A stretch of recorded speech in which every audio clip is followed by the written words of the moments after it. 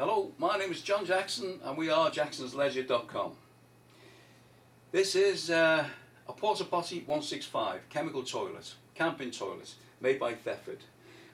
It's probably the best selling toilet there's been as far as portable camping toilets go. We've been doing camping equipment since 1980 and the 165 has been around since then. Been slightly modified in the last 18 months, but generally it's the same toilet. Like all chemical toilets, it comes in two parts. You have a top tank and a bottom tank. Bottom tank, you fill up with bottom tank chemical, which is absolutely essential. The top tank you fill up with flushing water, and you can add a chemical to it called Aqua Rinse. Makes it a bit more pleasant when you flush the water. Not essential. Bottom tank is essential. So most people, when they're going to buy chemicals, they will buy Aqua Blue. And in the case of this particular toilet, the procedure would be, this is 2 litres, the procedure would be to put 120 ml of Aqua Blue, that's 120 ml, straight into your bottom tank.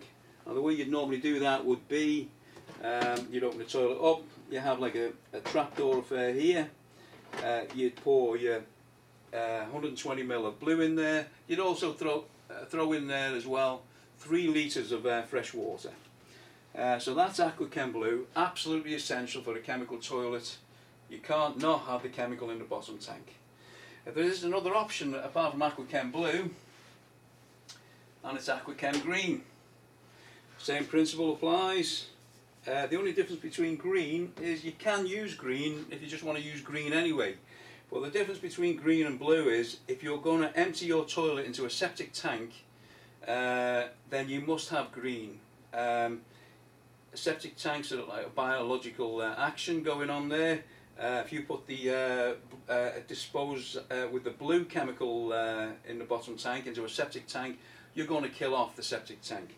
So you must use green. But green can be used anyway, so if you weren't sure you've got an issue with where you're going to empty the toilet, just get green, be done with it. But most people get blue. As far as the top tank goes, we have Aqua Rinse. So we'd normally fill up the toilet with flushing water here, top tank. You can add about 100 ml of, somewhere between 50 and 100 ml of Aqua Rinse. Makes it a bit more pleasant. It's not an essential chemical. All in all, it's probably worth having, but not essential. Bottom tank is definitely essential with the chemicals. Toilet paper. This is dissolvable toilet paper, and if you're going to be using a chemical toilet, really you want to use this. We occasionally get asked, can you use normal toilet paper in the toilet? Dissolvable toilet paper is more expensive, but it breaks down. So when you come to empty the toilet, there's not going to be any issues. It's not going to clog up. If you're going to put if you're planning on trying to get away with normal toilet paper, if you went camping, for example, and you let the toilet fill up before you emptied it, and you've just been putting normal toilet paper down there, I wouldn't want to be the one who's going to empty the toilet. So, can you get away with normal toilet paper? If it was hardly going to be used, and maybe it's only going to be filled up by a quarter of the tank or something like that, you may get away with it. You'd probably get away with it. That would be your call. So there's a chance you'll get away with it. But if you're going to fill the tank up before you empty it, you've got to use dissolvable toilet paper. Right. Does the chemical break does the chemical bottom tank chemical break the waste down inside the toilet? Well, according to the instructions, it does break it down. But let's say, for example, it doesn't totally break it down, so you don't end up with a slurry that you're going to tip out. So it does start breaking it down, but if you're going away for camping, for example, and a family of 4 had something like a 165, they might be emptying it after a day and a half. So it hasn't even got a chance to break down really. So generally speaking, when you come to empty it, you can assume that it hasn't really broken it down. Emptying the toilet. If you're going camping on a campsite, in the toilet block there's always a designated area for chemical toilets. Basically it's a big bowl, and it's got a flush and everything else with it. It's a designated area. That's where you'll empty your chemical toilets. If it's at home, then the only place to empty it, generally speaking, is down your own toilet. So you've got to be a little bit wary when you're emptying one of these toilets in a domestic toilet. If it was a full toilet, you empty that in one go down into your normal toilet, there's a good chance you're going to block it. So I would say, you're going to have to sort of work out how you're going to do that, whether you're going to let the toilet fill up halfway before you empty it, or you're going to start emptying it and flush it, give it a flush and then empty it a bit more and so on. Doing it in one go, you're going to block your normal toilet. And this is where, if this is the same thing with the does the chemicals break down? Do the chemicals break down what's in the tank? If it hasn't been in there long, it's not going to break it down too much. So potential for blocking the toilet. Does it smell? Does a chemical toilet smell?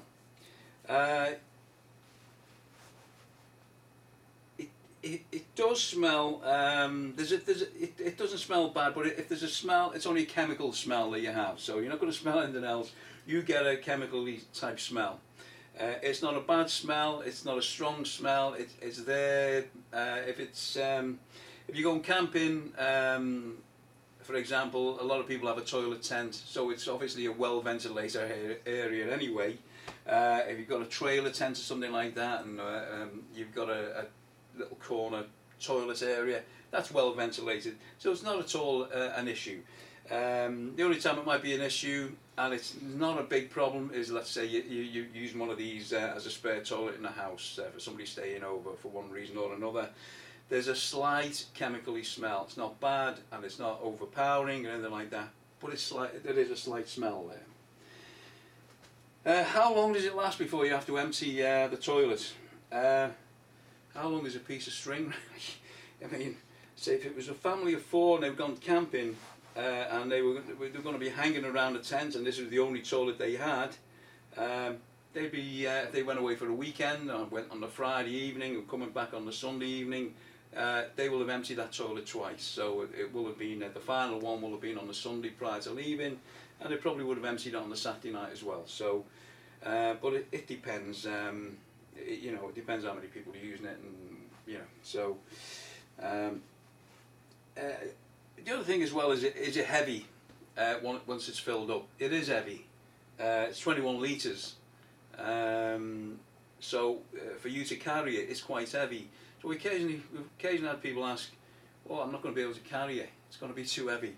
Well, simple answer to that one is don't let it fill up all the way. Let it fill up halfway, then go and empty it. Put half the chemicals in. The toilet breaks down into two parts: top tank and the bottom tank. In the case of a 165, there's a little slidey affair here, which you push over, you lift it up, and basically the top comes off like that. You'll put it to one side, and you're ready to head off. Little carrying handle there, ready to head off to the toilet disposal point. There's normally a little cap on here for the. So you get to the toilet disposal point on your campsite, for example. As I say, there's a cap on there, a screw cap.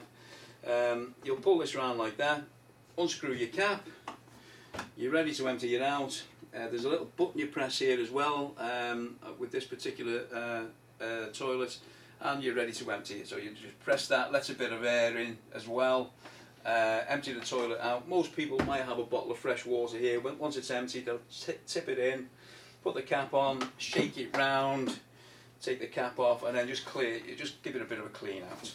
So you put your cap back on again, shut it back. As I say before, when I was telling you about, there's a trapdoor affair there. If I do that, you can see how it works. There it is. That's the trapdoor. So the toilet top goes back on. In the case of a Thetford toilet, you have to be a little bit careful. So you start at the front. Just get it in position at the front and drop it down the back. That's it. You're ready to go again with your chemicals. So as I say, that trapdoor thing there, you put your 120 ml of bottom tank chemical in, 3 litres of fresh water, ready to go again.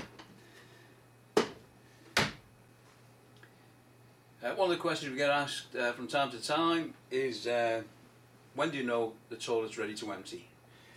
Some toilets have little dials on them and indicators on them, so there's like a little green dial in here, for example. It's not on this particular toilet, but when the toilet fills up, it starts turning red, and you know it's time to empty the toilet. In reality, there's no great problem knowing when the toilet's ready to empty, because even with this one, although it doesn't have an indicator on it, if you pull the trapdoor affair open, you can clearly see where the toilet's up to, and that's how you're going to do it with this particular toilet. You can see it's nearly ready to empty, so it's dead easy really. Also with these particular toilets, they've all got different types of flush. In the case of a 165, when it's time to flush the toilet, it's got what's called a Bellows flush. So basically, you just do that, and the water will swish around inside the toilet. It flushes around about. It's not like flushing your normal toilet at home. It will flush probably the equivalent of maybe a mug of water, something like that. Maybe not even that, but it sort of does a swishy sort of affair. But that's how you'd flush with a 165. It's a straightforward flush, it does the job. We do things like Porta Potti Excellence. There's one here. That's an electric flush. Instead of that, you just press a button. It has batteries inside it, and it's an electric flush. Bit of a luxury if you like, but against that's not really hard work, is it? We do another one which is a 365, and that's got like a pump action thing, so it's almost like a bicycle pump, and that is probably as wide as that, and that just comes up and down as well. Same again, it's easy, it does the same thing again. That's it. So thanks for your time, and I'm hoping that covers all the questions that you might want to ask. You can always email us, and if we've missed something, we might do another video. Thanks again for your time. Goodbye.